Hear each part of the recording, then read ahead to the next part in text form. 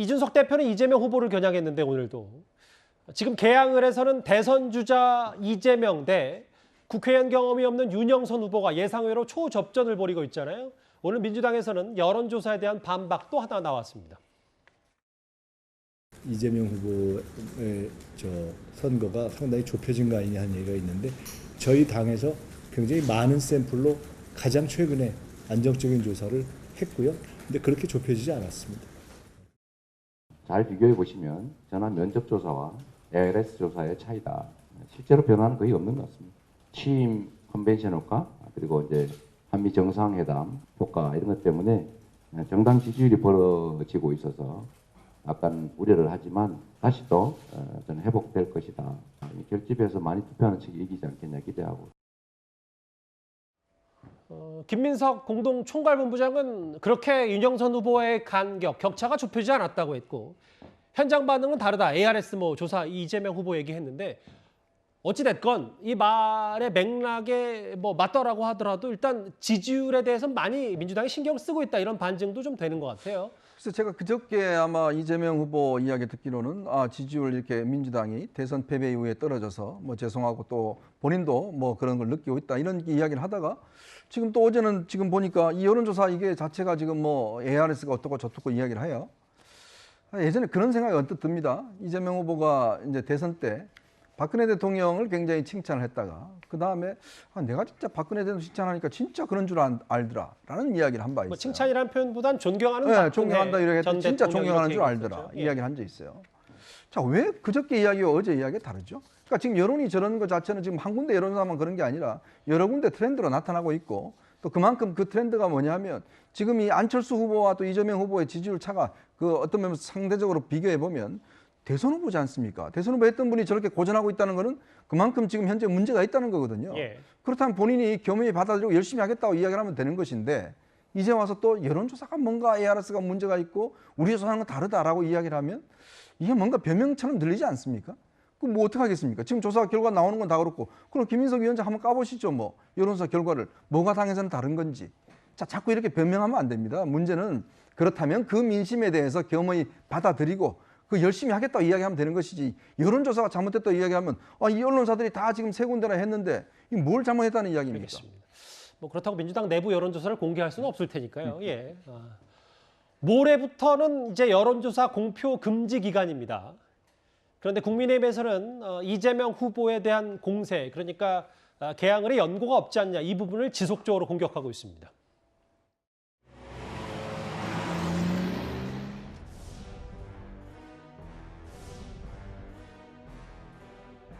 여기가 어디요?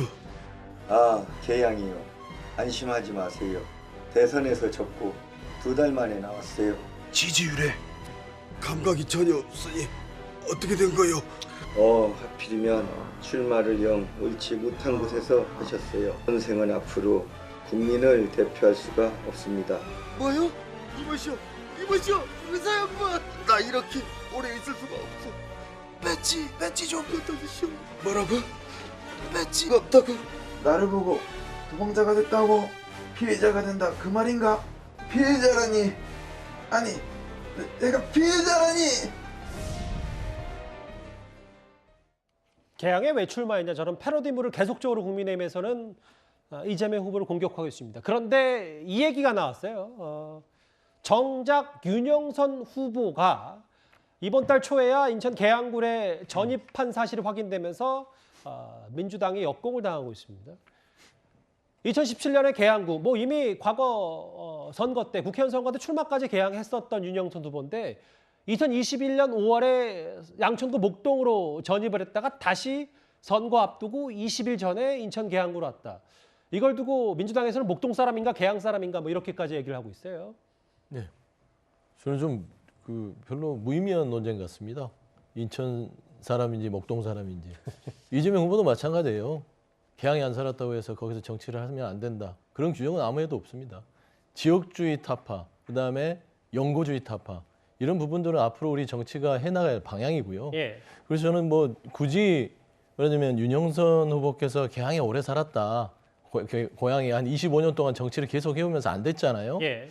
그러면 저는 이제 역으로 생각해서 그 지역에서 30년씩 정치를 안 되는데도 계속 한 사람은 언젠가는 시켜줘야 됩니까? 그건 아니잖아요. 결국에는 25년 정도 평가를 그 지역에서 인천계양에서 정치를 했는데 부름을 못 받았다, 유권자들의. 그러면 그분은 능력이 미달인 거예요. 그래서 일꾼론 얘기를 하는 겁니다. 예. 일 잘하는 사람을 계양 주민들은 원하는 것이죠. 윤영선 후보가 아주 능력이 출중했으면 벌써 말하자면 국회의원에 선출이 돼서 계양에서 말하자면 의정 활동을 하고 있을 것이다. 그래서 지금 저런 논박들은 아마 윤영선 후보가 이제 이재명 후보를 21일짜리 후보다고 놀리면 이렇게 이제 공격하면서 이런 부분들이 좀 뭐 선거 기간에서 논박이 되는데요. 저런 부분들은 다른 지역도 마찬가지고요. 무의미한 논란 같다. 좀 그런 생각 갖고 있습니다. 윤영선 후보 설명도 좀 들어볼까요? 뭐 묻은 개가 뭐 묻은 게 뭐라고 하고 작년에 계양구 전세 주인이 집주인이 집한다고 해가지고 어쩔 수 없이 목동집으로 전입한 것이다. 어떻게 바라보십니까? 2년 전에 송영길 후보와 맞붙었을 때도 사실은 목동집 논란이 있었어요. 윤영선 후보가. 당시에도 있었어요. 그럼요. 그러니까 왜냐하면 목동에 집이 있으니까. 그래서 이제 그때도 윤영선 후보가 사실은 목동에 집이 있지만 인천 계양에서 의사 생활을 계속하고 있다. 이런 걸 반박하고 그래서 논란이 된 적이 있었는데 25년간 윤영선 후보가 정치 활동을 한 건 아니고요. 인천 계양에서 25년간 의사로서 개업을 했죠.